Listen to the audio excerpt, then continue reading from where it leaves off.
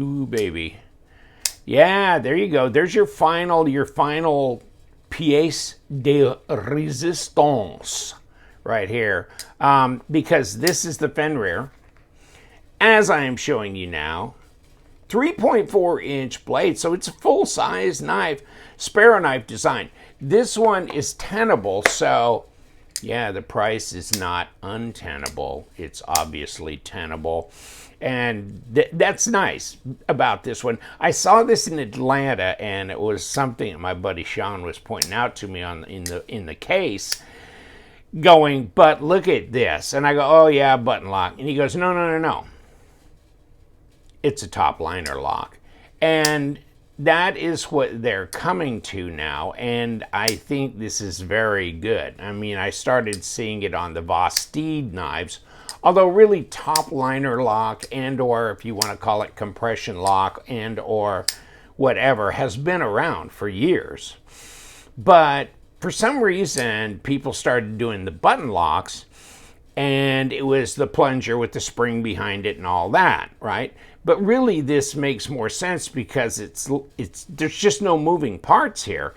This little button here, has a screw behind it. You can see the little screw behind here holding this to the liner, okay? I guess the only time you'd have a problem is if the screws fell out of the liner and then the button falls off. Then I guess you'd do what Spyderco does, just cut a little groove there and have a compression lock like they do, And I can't find my there it is, right here. But I mean, theirs is on the other side, right? So basically, if you put a compression made easy thing on here, what was that, OCD for EDC, did those little tabs that you'd glue onto there, and it was basically this in reverse, okay? Compression lock, made easy, whatever. But are you a mess? What are you doing? Oh, well, okay, never mind. But here it is. And this one is in Damascus, by the way. Of course, I got carried away on this because I was been waiting for them to do this because they've done it in a crossbar lock, and they've done it whatever in a liner lock, I think, or whatever. I can't remember now. But this is the top liner lock. And so this is nice because it functions like a button lock, and yet it has the security of the lockup of a lock system for a liner lock, okay, which is pretty secure in there. You can see right behind that blade. It's right there, okay? So it has that kind of security, and not likely that you're going to disengage it because the only way you can disengage it is up here. So, no, I guess if you're, I guess, I don't know, you'd have to, I don't see myself, but probably if I'm cutting, I'm probably cutting like this, right? I'm not have anything near there, but it's, feasible, I guess, to be able to push that and disengage it. Of course, at the same time, you'd have to have your fingers in the way and be pulling backwards, right? I don't know. Well, whatever. I like this lock system. And you got ambidextrous thumb studs, so you can finger flick it, thumb flick it. The detent on this is a little, see that? I mean, let me turn this around. Okay, hold on.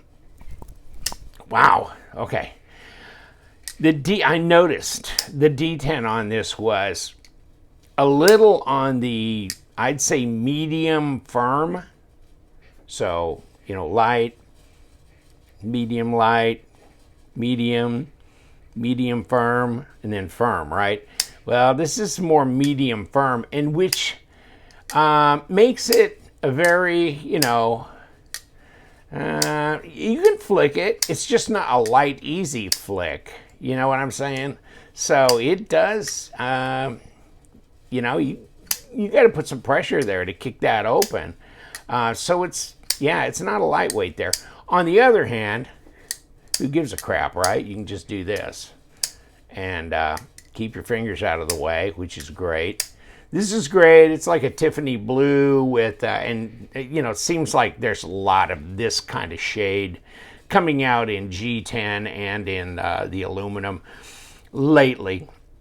But this is the Damascus one, and it costs a little bit more for Damascus than, maybe a Nitro V or whatever the standard blade steel's going to be. And I get that. I get it. And this is a stainless Damascus, and I can't remember the composition. I think if you go on the Concept Knives site, I think they do somewhere in there describe the makeup of their Damascus, but it strikes me, if I can remember, as a stainless Damascus. Probably like a VG10 versus 10 CR15, whatever. I don't know. Something like that. Or a 14C type of formulaic. It's nothing, crucible powder or anything like that, but it's, but it's interesting, and it really is, Damascus or folded steel, whatever. But yeah, it's nice. I like the look of it. It's functional and nice looking as well. So, oh, woo! Did I say this was Sparrow Knives? I probably didn't. Wow, that is sharp though. That little sucker is. For sure, for sure. So this little dog is a little bit more expensive. Most of the Tenable knives are around, God, I don't know, 40 something dollars. And this one's 89. Sparrow Knife design. And then some others. See, some of them have been like just a liner lock and or whatever, but there are some variants also in this top liner lock thing, okay? And about the design, okay, which you may have read a million times before about the Fenrir, but also about Greg Schaub, who's the custom knife maker and, the Sparrow Knives guy, and his background, etc. And so, yeah, Nitro V, it would be the standard steel other than the Damascus on this one, and that kind of thing. Okay, so, but no, I've been waiting for the top liner lock in the Fenrir to come out because the Fenrir's been very popular, and rightly so, right? Custom knife maker, his design, a lot of people like Sparrow Knives and, are interested in their custom-made knives. And then here comes this, and this is just incredibly inexpensive compared to buying one of his customs.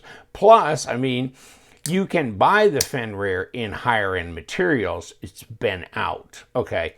But this is just rolling it back around into the Tenable line and into a top liner lock, which I really like this because you can just carry it. Carry it, go about your business, whatever. Not a lot of money in it.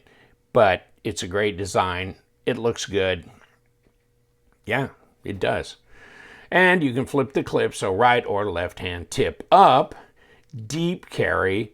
And looks like right in here, they've skeletonized these liners, which are not nested. They are right here. And of course, this one being, part of the lock system right here as well. Now, there's your standoffs, as you can see. It's strong. It's well put together. And Tenable, of course, being part of Concept, is well done. Well done. But yes, it feels good in the hand. And how much does it weigh? 3.4 inch blade, though. So, but I think it's under 8 inches. We'll check that out here in a minute. Okay, so 4.35 ounces. Yeah, it's not light. Okay, it's not light, but that's not heavy either. When you're starting to get 5.5 and up, but 4.3, not going to be bothering you much. 123 grams, not too bad. But let's kick it over on the other side and think about this. They say 3.4. Well, I mean, down here is obviously at least 3.5, and then we come up here, then 3 3/8, so whatever you want to call that, at about 85 as opposed to 90 millimeters, but 85 at minimum. And then overall, yeah, it's just under 8. It's like, I don't know, what do you call it? 7.85, 7.9, something like that. And so I just showed it to you on the specs. So whatever. But no, I mean, this is, it's chunky enough. This doesn't seem ultra thin to me. And so let's come at it. Well, actually, eating my words now, it feels like it should register thicker than that, actually. But at a 0.48, 0.49, that's pretty thin. That's about as thin as my paramilitary 2. Just really within just a click. 12.4, okay, millimeters. And then the blade stock is 3.3. Yeah, at 0.13. Well, you know what? That blade stock, when you look at it, that is thicker than a lot of stuff that's been rolling around. Most of what I've been testing or measuring has been around 2.8, and I call it about 3 millimeters, but it really is more like 2.8. In some cases, it's 2.6, but this being 3.3, it is heavier blade stock than you'll see on a lot of the knives. So basically 3.5 and an 8-inch overall, but let's call it, 3.4 and 7.9, something like that, if you want. But feels good, and it's just easy to function with because of this. And it looks good too. So you're not cutting away. I mean, I've never really felt in love with this, cutting away part of the scale.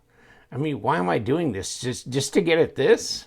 Why don't you just put a hole through here and a button and do it from the front like this? This is the way to do it. But oh well. I mean, hey, Spyderco did it years and years ago, and so whatever.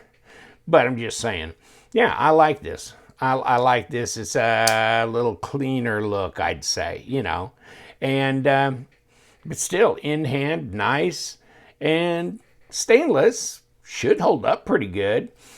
Dragging this down a gravel road won't help you, though, because actually you can scratch and nick and get the ano off of the aluminum, right? Yeah, you can beat it up. It's, if this was Tiffany blue G10, wouldn't be bad, actually. But they've gone to aluminum. Okay. I mean, okay. It is slickery, though. So, I mean, can you overcome that? Yeah, I mean, it's not that degrading. It's not like it has to hold on to your hand. And this is blue G10. Yeah, this is more grippy. And this is, pretty easy to do that. But it would be just as easy if the liner lock was back here and you had the button in the front, and you could just kick it open like that, like this, right? I can do that. Okay, so just saying, good looking knife. It comes in this box. That's about all you're gonna get in that box. let me open it up, prove it to you.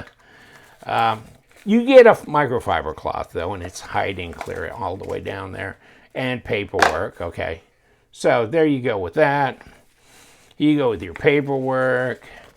You need to read every bit of this, even if it's in Mandarin, and it's not, it's in English. Okay, and then pay attention to these. This is very important. I'm just kidding you, man. Who cares, right? You can register your knife, I guess. Okay. I mean, I thought maybe there were extra parts or something, but, hey, it's Tenable. And, but I've seen the Tenable ones that have crossbar locks. They do have extra Omega springs. So there's that. That's pretty damn nice. Especially some of those knives are in the $40-something range. So nothing wrong with that at all. I'll leave you to it, though. What do you think? That is a good looking knife. You could get it in red if you're in Ohio State or Nebraska or Wisconsin or God dang. How many teams are red now? Stanford? I don't know. But Kansas City, we going to keep going? Cincinnati Reds? I don't know. But this is a great looking design, and it's classic now. And very much in demand, and definitely very affordable for as classy as this looks. So I'll put the links down below. And you guys, stay sharp.